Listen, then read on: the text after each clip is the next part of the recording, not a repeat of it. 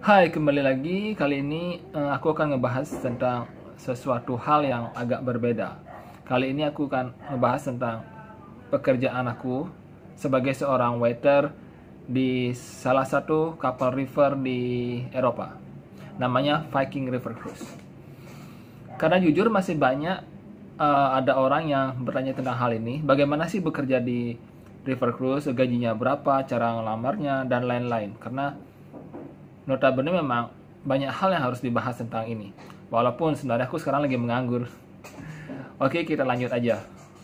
Yang pertama, ngelamarnya di mana?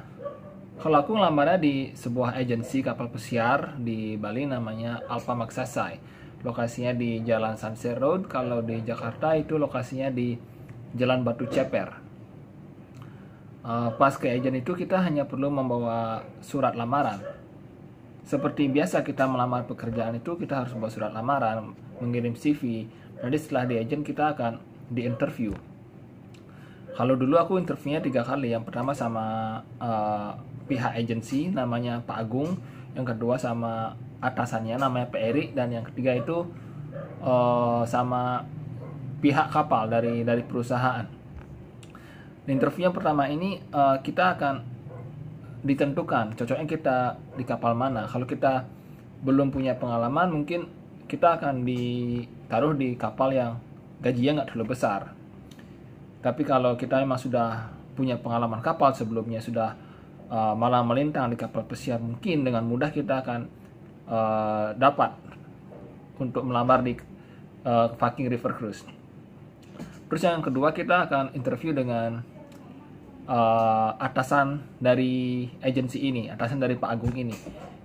Dia akan menanyakan lebih detail tentang knowledge, tentang pengalaman kita, dan setelah kita lulus baru kita akan dikirim ke Jakarta untuk bertemu dengan pihak HRD di kapal, pihak-pihak perusahaan seperti hotel manager, executive chef.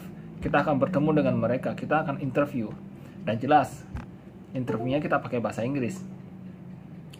Dan oh ya, selain bahasa Inggris kita juga akan tes praktek di sana di Jakarta. Jadi kalau aku dulu tes prakteknya itu kita setup meja, restoran setup. Kalau untuk anak kitchen mereka akan dites untuk memasak.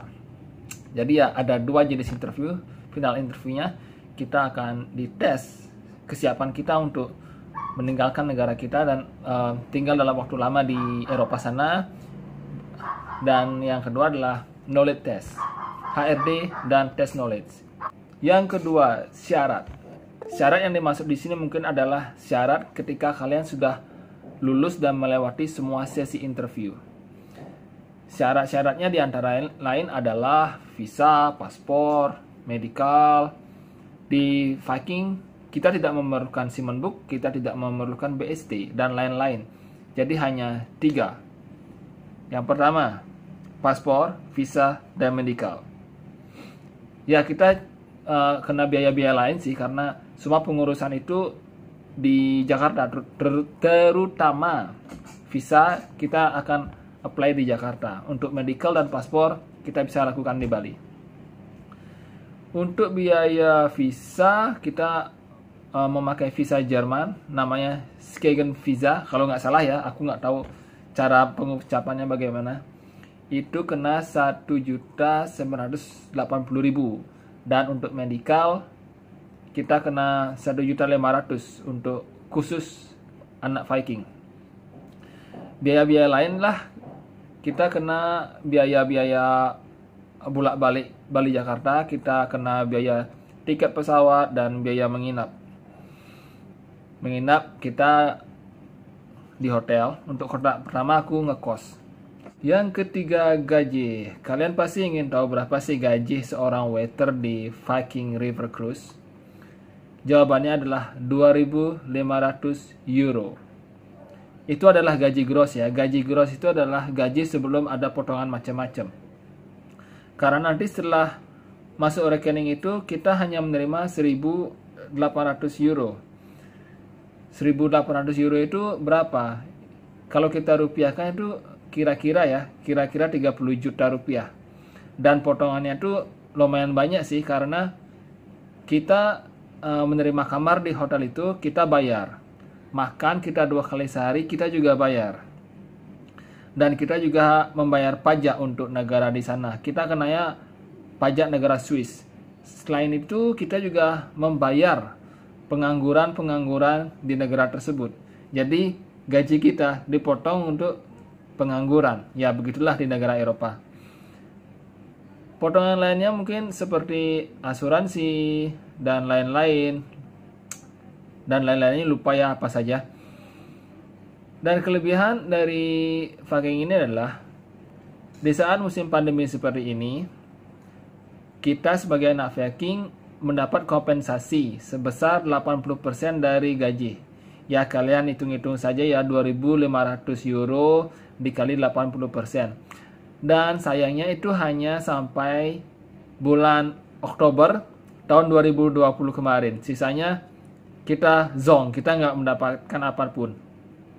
Tapi start dari bulan bulan Juni kalau nggak salah, kita mendapat kompensasi lagi, tapi hanya sekitar $250 dan itu hanya selama 6 bulan. Jadi $250 kali 6. Dan setelah itu kita zonk lagi.